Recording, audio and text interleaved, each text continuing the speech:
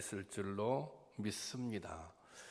코로나19로 이 교회는 참 많은 변화를 겪었습니다. 아니 지금도 겪고 있습니다. 이 교회는 성도들이 모이는 곳이잖아요. 모여서 함께 예배를 드리고 함께 또 교제를 나누고 그런 곳인데 모임 자체가 제약을 받다 보니까 함께 드리는 예배도 또 함께 모이는 친교도 이제 불가능하게 되었습니다. 그래서 예배는 우리가 이제 대면 예배 또 이렇게 또 비대면 예배 이제 이런 비대면 예배라고 하는 용어들이 또 그런 모습들이 등장하게 됐습니다. 물론 비대면 예배를 드린다고 해서 예배의 본질이 달라지는 것은 아닙니다.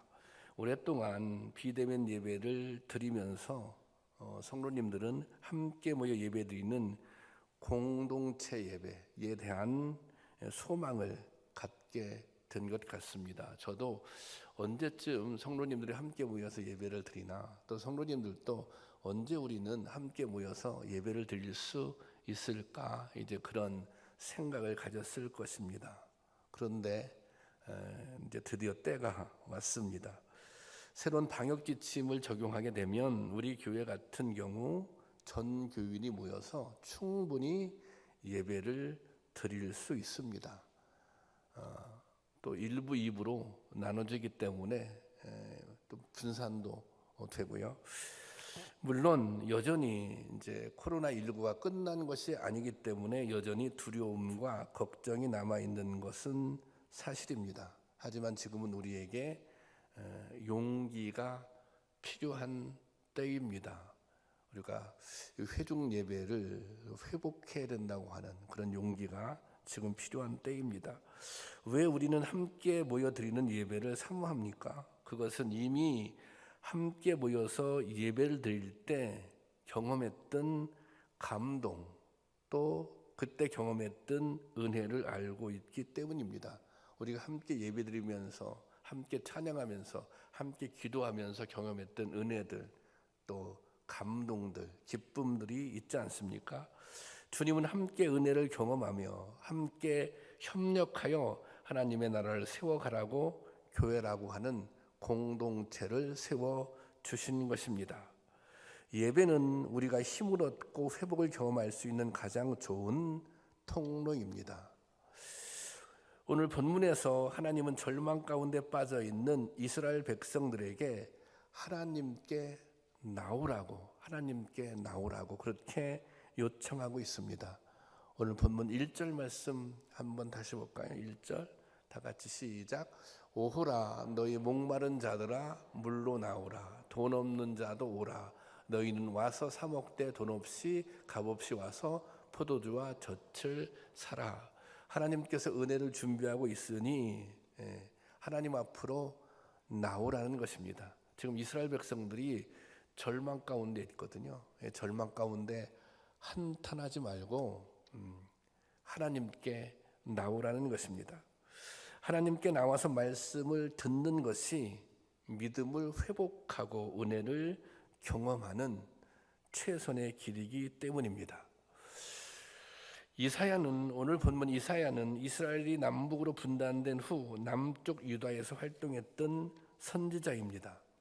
본문이 기록될 당시 유다는 바벨론의 침략으로 대부분 점령당했고 많은 사람들이 바벨론의 포로로 잡혀가 있습니다. 이스라엘은 약속의 백성으로 존재 의미를 상실하고 절망하고 있는 상황입니다. 그러니까 정말 하나님이 우리의 하나님이었었는데 우리는 하나님의 선택된 약속의 백성이었는데 하나님께서 우리를 버리신 것은 아닐까? 우리는 과연 다시 예루살렘으로 돌아갈 수 있을까? 그런 절망, 그런 회의가 그들에게 있었던 것입니다. 이런 상황에서 하나님은 이사야를 통해 유다 백성들에게 이런 메시지를, 오늘 본문의 메시지를 선포하고 있는 것입니다. 이사야서 53장 3절입니다. 다 같이 봉독하겠습니다. 시작. 너희는 귀를 기울이고 내게로 와서 들으라. 그리하면 너희의 영혼이 살리라. 내가 너희를 위하여 영원한 언약을 맺으리니 곧 다윗에게 허락한 확실한 은혜니라. 너희는 귀를 기울이고 내게 와서 들으라. 그리하면 너의 영혼이 살리라. 그리고 내가 너희를 위하여 영원한 언약을 맺으리니 곧 다윗에게 허락한 확실한 은혜니라. 하나님께서 다윗에게 허락한 약속이라고 하는 것은 그런 거였어요. 이스라엘 백성들은 영원히 멸망하는 일이 없을 것이다. 다윗이 왕으로 있잖아요. 다윗의 왕가는 영원히 지속되리라, 그런 약속을 주셨었거든요. 그것을 다시 확인해 주겠다는 것입니다. 하나님은 신실하심으로 이스라엘 백성들을 사랑하시고 은혜를 베푸셨습니다. 하지만 이스라엘 백성들은 하나님을 떠났고 죄를 범했습니다. 우상에게 마음을 빼앗고 하나님을 배반했습니다. 그래서 이 언약이, 하나님과의 언약이 제대로 지켜지지 않은 거예요. 이스라엘 백성들 입장에서 하나님께서 언약을 깨트리셨다, 이제 그런 생각, 그런 회의를 갖게 된 것입니다. 그런데 하나님께서는 이런 이스라엘 백성들에게 다시 언약을 세우자고 하십니다. 이 약속, 다시 언약을 세우기 위해서, 이것은 이스라엘 백성들을 구원해 주시겠다고 하는 약속입니다. 이 언약을 세우기 위해서 이스라엘 백성들을 부르십니다. 오늘 본문 6절에 보면 이렇게 기록되어 있습니다. 6절 제가 볼게요. 너희는 여호와를 만날 만한 때에 찾으라. 가까이 계실 때 그를 부르라. 여기서 너희는 여호와를 만날 만한 때에 찾으라, 그렇게 기록되어 있는데, 여기서 주목할 것은 때입니다. 여호와를 만날 만한 때가 있는데 그 때를 놓치지 말아야 한다는 것입니다. 하나님을 만날 만한 때가 있는데 그 때를 놓치지 말아야 한다는 것입니다. 그렇다면 이사야 선지자가 얘기한 하나님을 만날 만한 그 때는 언제일까요? 그때, 하나님을 만날 만한 그때, 그것은 하나님께서 가까이 계실 때입니다. 6절 말씀 보세요. 하나님이 가까이 계실 때 그를 부르라. 하나님이 가까이 계실 때 너희는 하나님을 만나게 될 것이다. 그런데 여기서 가까이라고 하는 것은 공간적인 의미가 아닙니다. 장소의 개념이 아니에요. 이것은 시간의 의미입니다. 다시 말하자면 하나님께서 우리에게 다가오시는 시간이 있다는 거예요. 하나님께서 우리에게 다가오시는 시간, 우리에게 찾아오시는 시간이 있다는 것입니다. 이 하나님께서 우리에게 다가오시는 시간, 그 시간이 하나님을 만날 때라는 것입니다. 그런데 이 이스라엘 백성들에게 지금 하나님을 만날 때라는 거예요. 다른 말로 지금 하나님께서 이스라엘 백성들을 향해서 가까이 다가오고 있다는 것입니다. 하나님께서 이스라엘 백성들에게 가까이 다가오고 계세요. 그래서 지금이 하나님을 만날 만한 때라는 것입니다. 자, 이 의미가 무슨 의미입니까? 지금 유다의 상황은 절망적입니다. 벼랑 끝처럼 위태로운 지경입니다. 소망이 없어요. 오직 하나님이 아니고서는 소망이 없는 거예요. 달리 어디서 도움을 받을 길이 없습니다. 위급한 순간이에요. 이 위급한 순간에 하나님께서 가까이 다가오고 계신다는 것입니다. 왜? 이스라엘 백성들을 돕기 위해서, 이스라엘 백성들을 구원하기 위해서 찾아오신다는 거예요. 어떤 순간에? 위기의 순간에, 어떤 순간에? 절망적인 순간에. 그래서 지금 이스라엘 백성들에게 이 순간이 위기의 순간이지만, 이 순간이 절망적인 순간이지만, 이 순간이 환난의 순간이지만, 오히려 이때가 하나님을 만날 때라는 것입니다. 왜? 그때 하나님이 찾아오시니까. 이 양떼를 지키는 유목민들에게 양떼를 돌보기 위한 그들만의 노하우가 있다고 합니다. 양떼가 많잖아요. 근데 이 목자들은 적은 수잖아요. 그러니까 많은 양을 잘 돌보기 위해서 그런 이런 이제 양을 잘 관리하는 그런 기술이 필요했던 거죠. 그 기술 중에 하나가, 그 노하우 중에 하나가, 이 양들은 양이 앞에 이렇게 앞서가잖아요. 한 마리가. 그러면 나머지 양들이 그 양을 막 따라간다는 거예요. 그래서 이 가장 건강하고 튼튼한 양을 앞에 딱 세운다는 거예요. 그래서 그 양만 잘 관리하면 다른 양들이 그 양을 다 따라간다는 거예요. 이런 방법이 있고, 또 하나는 그 양치기 개들이 있잖아요. 개들. 그 양치기 개들을 활용해서 그 이 양치는 이 개들이 이렇게 무슨 양 주변에 이렇게 둘러 있잖아요. 그러면 양들이 흩어지지 않고 이렇게 이제 움직이는 거예요. 그래서 평상시에 목동은 막대기를 들고 멀리서 주변을 살펴보는 거예요. 양떼를 그냥 살펴보는 거예요. 쭉 살펴보는 거예요. 그런데 이 목동이 말에서 내려서 직접 양 곁으로 다가가서 일일이 양을 돌보고 살필 때가 있다는 거예요. 그때가 어떤 때예요? 양들에게 문제가 생겼을 때. 그리고 그 양들은 쭉 이제 풀밭을 찾아 이동하잖아요. 근데 그 이동 경로 중에 이런 비탈길, 위험한 길이 나타나면 그때 이제 목자는 직접 양을 돌보는 거죠. 이 양이 뒤집어지잖아요. 그럼 스스로 일어날 수 없어요. 또 그 양의 이제 양코의 파리, 이걸 코파리라고 하는데, 양의 코에 이 파리가 들어가잖아요. 그러면 그 양이 막 이게 미칠 듯이 괴로워해서 양이 통제가 안 되는 거예요. 그래서 그런 경우 양이 사고를 당하게 되면 목동은 직접 양을 돌봅니다. 양을 일으켜주고 또 코에 기름을 발라주고 돌봐주는 거예요. 그리고 양떼가 위험한 골짜기로 이동할 때면 목동은 신경을 집중하여 양떼 곁에 바싹 붙어 있다는 것입니다. 그래서 양을 돌본다는 것입니다. 여러분, 하나님도 마찬가지입니다. 하나님은 우리가 시험을 당할 때, 우리가 환난 가운데 있을 때, 우리가 위기를 만날 때 우리에게 가장 가까이 찾아오시는 분입니다. 그래서 바로 이 순간, 이 위기의 순간이, 이 어려움과 고통의 순간이 하나님이 우리에게 가장 가까이 계시는 순간이라는 거예요. 다시 한번, 하나님이 언제 우리에게 가장 가까이 계세요? 내가 힘들 때, 내가 어려울 때, 내가 고통스러울 때, 뭔가 나의 힘으로 해결할 문제를 만났을 때, 그때가 하나님께서 우리에게 가장 가까이 계시는 순간이에요. 이때 주님께 나가야 한다는 것입니다. 이 때를 놓치지 말아야 한다는 것입니다. 사도 바울이 이렇게 권면합니다. 고린도후서 6장 2절인데요. 다 같이 보겠습니다. 시작. 이르시되 내가 은혜를 베풀 때에 너에게 듣고 구원의 날에 너를 도왔다 하셨으니 보라 지금은 은혜 받을 만한 때요 보라 지금은 구원의 날이로다. 여러분, 지금이 바로 지금 이 순간이 은혜 받을 때라는 것입니다.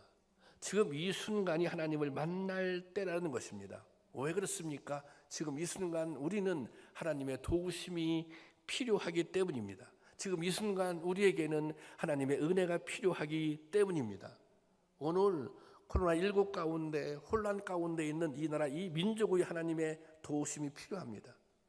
우리의 삶 가운데 하나님의 은혜가 필요합니다. 우리의 가정과 자녀들에게 하나님의 도우심이 필요합니다. 이 순간에 하나님께서 우리에게 가까이 다가오시는 것입니다. 그래서 이때가 어떤 때요? 하나님께 나갈 때인 것입니다. 지금이 바로 은혜 받을 때인 것입니다. 이 때를 놓치지 않는 저와 여러분이 될 수 있기를 주님의 이름으로 축원합니다. 하나님이 이제 가까이 오라고 부르세요.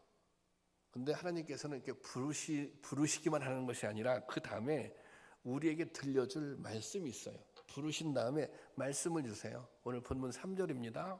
3절 다시 앞부분 보세요. 너희는 귀를 기울이고 내게로 나와서 그 다음 뭐예요? 들으라. 말씀을 들으라는 거예요. 나와서 말씀을 들으라. 그리하면 너희 영혼이 살리라. 아멘이십니까? 나와서 하나님이 하시는 말씀을 들으면 그 다음에 영혼이 살게 될 거라는 거예요. 회복의 은혜를 누리게 될 거라는 것입니다. 여기서 들으라는 말은 히브리어로 샤마인데 그것은 그냥 듣는 것이 아니라 그냥 우리가 말을 하면 이제 그냥 왜 이런 표현 하잖아요. 한 귀로 듣고 한 귀에 흘러버린다 이런 표현 하잖아요. 그냥 듣는 것이 아니라 이것은 목적을 갖고 들어요. 어떤 목적을 갖고 들어요?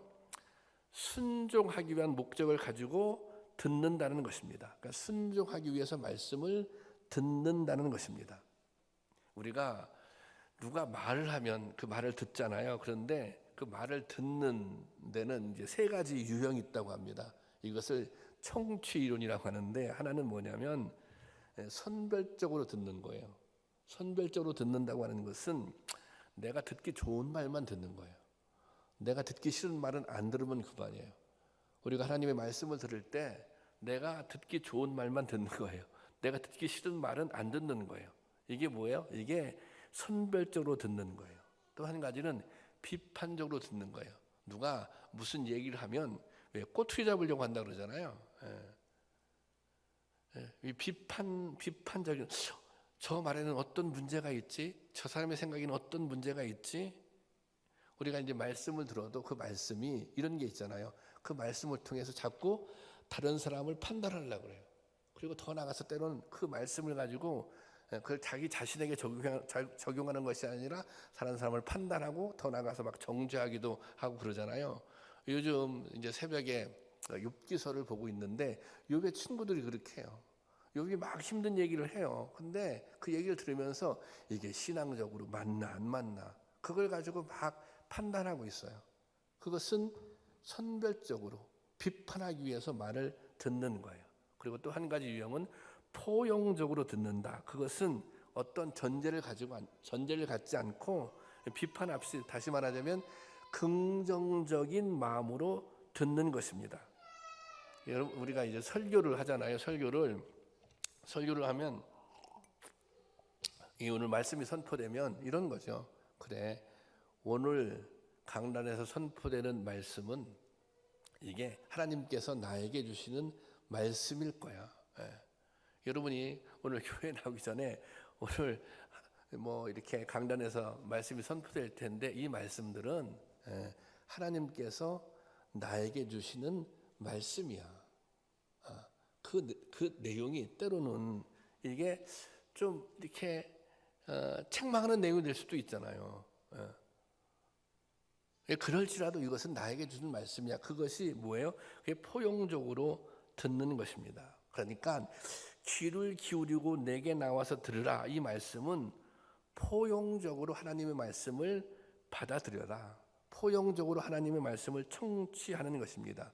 하나님의 말씀을 그렇게 받아들여야 그 다음에 뭐예요? 영혼이 살게 된다는 거예요. 그 다음에 뭐예요? 은혜를 경험하게 된다는 것입니다. 지금 이스라엘 백성들이 회복되는 길은 하나님께 나오는 데 있어요. 이스라엘 백성들이 회복될 수 있는 방편은 하나님의 말씀을 듣는 데 있습니다. 여러분, 하나님께 나오는 거, 하나님께로부터 말씀을 듣는 거, 이것을 다른 표현하면 뭐예요? 예배예요, 예배. 그 회복은 어디에서 있는 거예요? 예배드리는 데 있는 거예요. 우리의 회복은 어디에 있는 거예요? 하나님 앞에 나와 예배드리는 데 있는 거예요. 하나님 앞에 나와서 말씀도 듣고, 우리가 말씀만 듣기만 합니까? 기도도 하잖아요. 찬양도 하잖아요. 거기에 회복의 은혜가 임한다는 것입니다. 근데 언제도 강력하게 혼자 예배드리는 것이 아니라 함께 예배드릴 때 더 강력한 은혜를 경험할 수 있다는 것입니다. 예배를 정의하자면, 제가 언젠가도 말씀드렸는데 예배는 하나님과의 만남입니다. 그런데 이 만남을 어떻게 정의할 수 있어요? 예배는, 잘 들으세요, 살아계신 하나님을 만나서, 살아계신 하나님을 우리가 만나서, 인간들이 만나서, 사람들이 만나서 새롭게 살아나는 사건입니다. 자, 살아계신 하나님을 만나서 우리가 새롭게 된다는 거예요. 절망했던 사람이 예배를 통해서 하나님을 만나게 되면 뭐예요? 살아계신 하나님을 만나면 소망을 갖게 돼요. 힘을 잃었던 사람이 하나님을 만나게 되면 뭐가 돼요? 새 힘을 얻게 돼요. 두려움에 떨고 있던 사람이 하나님을 만나게 되면, 살아계신 하나님을 만나게 되면 담대함, 용기를 얻게 돼요. 예. 이게 상처가 있는 사람이 살아계신 하나님을 만나면 치유를 경험하게 되는 거예요. 이것이 우리가 예배를 통해서 살아계신 하나님을 만날 때 경험하는 사건인 것입니다. 내가 살아나는 그걸 경험하는 거예요.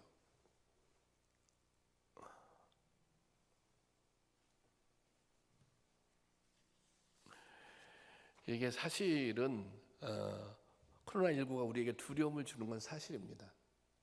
그렇지만 지금쯤에는 여러 가지 안전장치들이 생기지 않았습니까? 걸릴 수는 있지만 걸려도 우리가 백신을 다 맞았기 때문에 중증 환자는 잘 나오지 않는다는 거예요. 뭐 그런 이제 보고들이 있잖아요. 그리고 뭐 치료제도 이제 개발되고 있는 편이고, 이런 사실은 어느 정도 안전장치들이 생기지 않아요? 예.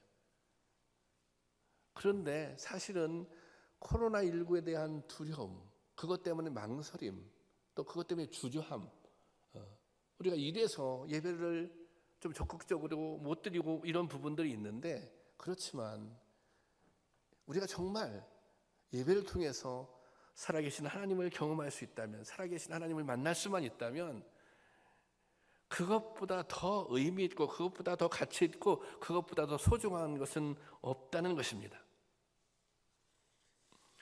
그래서 이 코로나19가 우리에게 새로운 어떤 의미에서는 도전으로, 믿음에 대한 도전으로 지금 저는 다가오고 있다, 이제 그런 생각이 들 때가 있어요.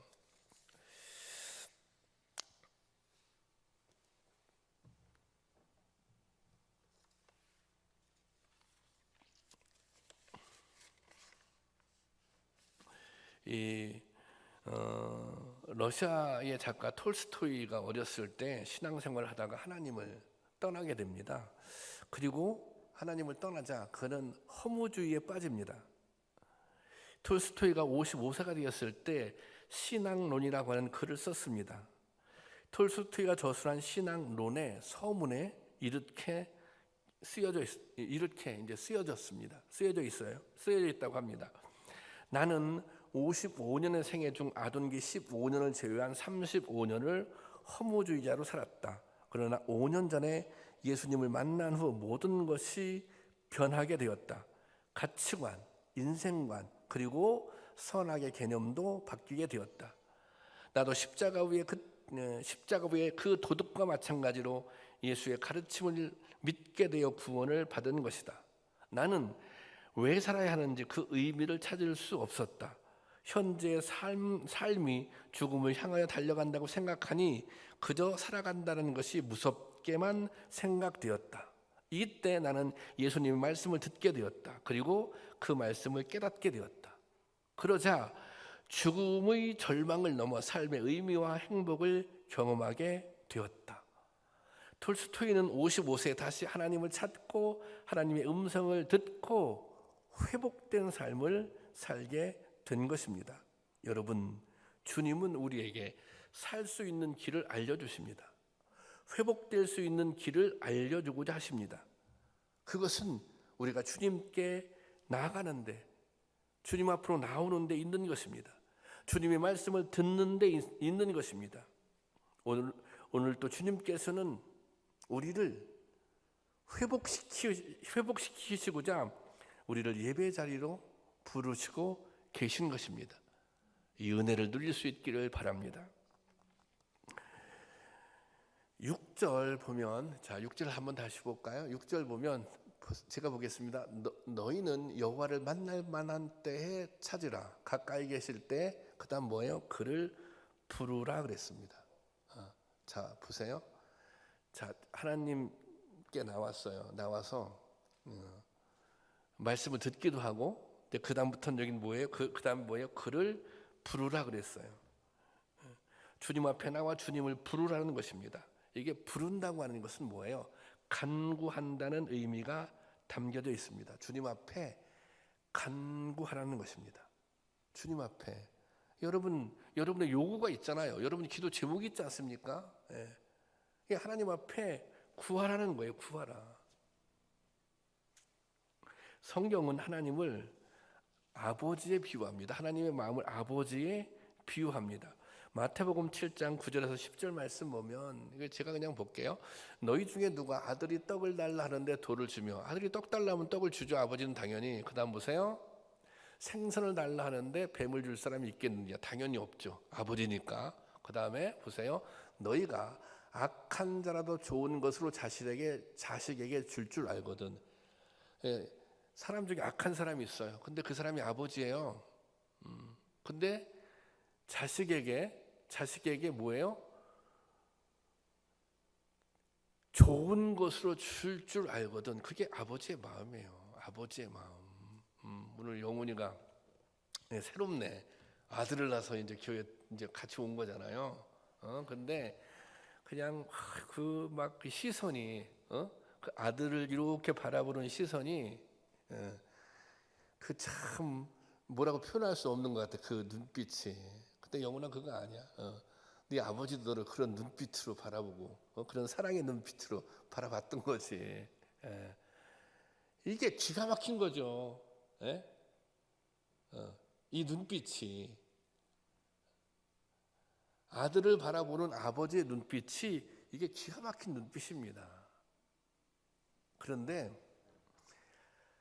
하나님 아버지의 마음이 그렇다는 것입니다. 그렇다면 당연히 이 아버지의 마음이 어떤 마음이에요? 아들에게 좋은 것을 주고 싶죠. 좋은 것도 그냥 좋은 것이 아니라 최고의 좋은 것을 주고 싶죠. 그게 아버지의 마음이에요.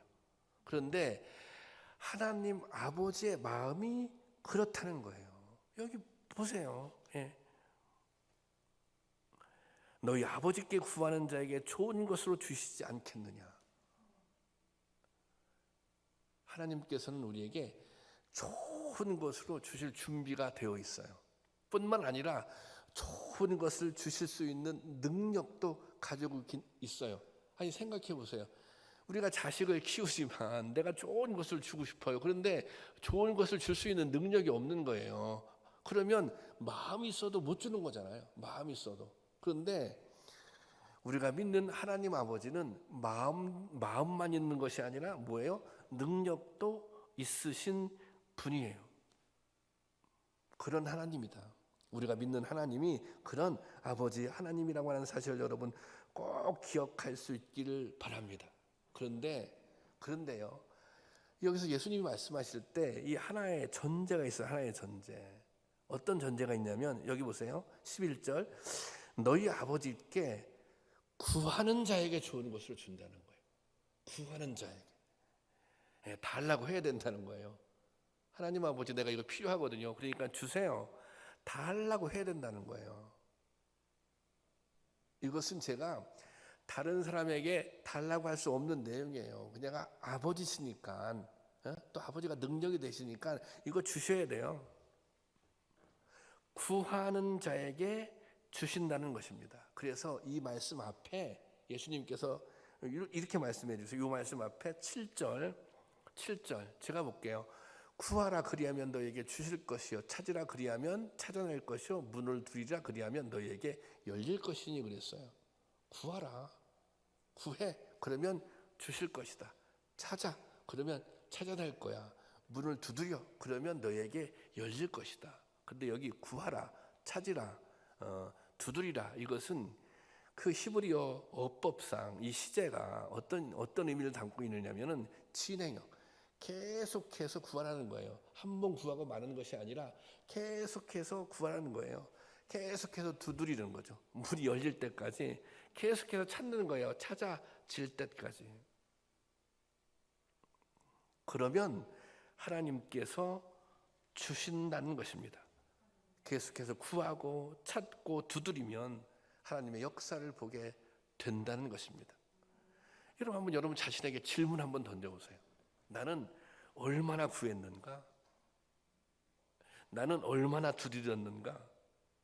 나는 얼마나 찾았는가? 여러분 그렇게 말씀하실 하나님 앞에 그렇게 말할 수 있겠어요? 하나님 이 정도 했으면 하나님 주셔야죠. 이 정도 했으면 하나님께서 문을 열어주셔야죠. 한번 생각해 보세요. 내가 도대체 어느 정도 계속해서 두드렸는가? 어느 정도 계속해서 구했는가? 근데 이 말씀을 또 묵상하면 또 이런 질문을 스스로 한번 가져보게 돼요. 아니, 하나님은 우리의 필요를 다 아시는 분인데 뭘 구할 때까지 기다리시지? 그냥 주면 되지. 그렇죠? 아니 하나님께서 그냥 주시면 되지. 아니 뭘? 에? 하나님이 뭘 그래? 그냥 넉넉하게 그냥 가지고 계신 거 주시면 되지. 하나님은 우리 필요를 다 알고 계신데, 우리를 사랑도 하시는데 그냥 주시면 되지. 그런 생각 해보신 적 있죠? 그런 회의를 느껴보신 적 있죠? 그런데 존 스토트 목사님이라고 하는 분이 있어요. 이분은 이제 대학 교수이기도 하고 또 목사님이고 이제 신앙 서적을 여러 권 냈어요. 근데 이분이 이런 얘기를 했어요. 우리가 구해야만 하나님이 주시는 이유는 하나님께 알려드릴 때까지 그분이 그것을 모르시기 때문도 아니고 몰라서 안 주는 게 아니라는 거예요. 또 우리가 하나님을 설득할 때까지 내키지 않아서 안 주시는 것도 아니고 하나님이 이제 우리가 정말 이게 필요한 거예요. 하나님 납득이 되시죠? 이게 납득을 못해서 그게 정말 필요한데 그것을 납득하지 못해서 주시지 않는 게 아니라는 거예요. 그럼 왜 주시지 않는가? 하나님 이미 주실 준비가 되어 있어요. 근데 문제는 뭐예요? 우리가 받을 준비가 되어 있지 않다는 거예요. 하나님은 주실 준비가 되어 있는데 우리가 받을 준비가 되어 있지 않은 거예요. 받을 준비가 되어 있지 않는다는 게 뭐예요? 그것은 어떤 과정? 주님께 아뢰는, 주님께 간구하는, 주님께 필요를 요청하는 과정이 필요하다는 거예요. 그리고 뭐가 필요해요? 주님을 의지할 때까지. 주님을 의지할 때까지, 주님을 온전히 믿고 신뢰할 때까지. 주님은 그 시간을 보고 계시는 거예요. 정말 받을 준비가 되어 있는가? 받을 준비. 여러분 자녀들 키우면서 뭐 막 재산이 좀 있으면 막 이렇게 재산 달라고. 그래서 주어서 잘 되는 경우도 있지만 준비가 되지 않으면 어때? 오히려 그것 때문에 더 망치잖아요. 그것 때문에 더 잘못되잖아요. 그런 경우가 많이 있잖아요. 하나님은 어떤 때를 기다리고 계세요? 우리가 준비가 되어 있는가? 정말 나를 믿고 신뢰하는가? 내가 뭔가 주면 이거 정말 아버지께서 나한테 주셨구나. 그렇게 받아들일 수 있는 준비가 되어 있는가? 여러분, 하나님께서는 이미 은혜가 준비되어 있습니다. 하나님이 주시는 은혜는 마치 마르지 않는 샘물과도 같은 것입니다. 주님은 오늘 우리에게 은혜를 주시기 위해 먼저 예배의 자리로 부르고 계신 것입니다. 이 예배라고 하는 것은 하나님을 가장 가까이에서 부르고 만날 수 있는 기적과 같은 은혜인 것입니다. 하나님께 나와서 하나님의 말씀을 듣고 하나님을 부르고 하나님을 찬양하고, 이것처럼 기가 막힌 은혜, 기가 막힌 사건은 없다는 것입니다. 여러분, 예배를 통해 회복의 은혜를 경험할 수 있기를 원합니다. 특별히 우리가 함께 드리는 예배를 통해서 이제 두려움이 있지만, 망설임이 있지만, 그럼에도 불구하고 하나님의 도우심을 믿고 함께 드리는 예배를 통해서 하나님의 은혜를 경험할 수 있기를 원합니다. 예배를 통해서 우리가 미래에 대한 소망을 갖게 될 것입니다. 새 힘을 얻게 될 것입니다. 회복과 치유의 은혜를 경험하게 될 것입니다. 이것이 예배가 주는 힘입니다. 바라기는 예배를 통해 주님의 임재를 경험하고 새롭게 회복되는, 새롭게 살아나는, 우리의 영혼이 새롭게 살아나는, 우리의 마음이 새롭게 살아나는, 우리의 삶이 새롭게 살아나는 그런 은혜를 받고 누릴 수 있기를 주님의 이름으로 축원합니다.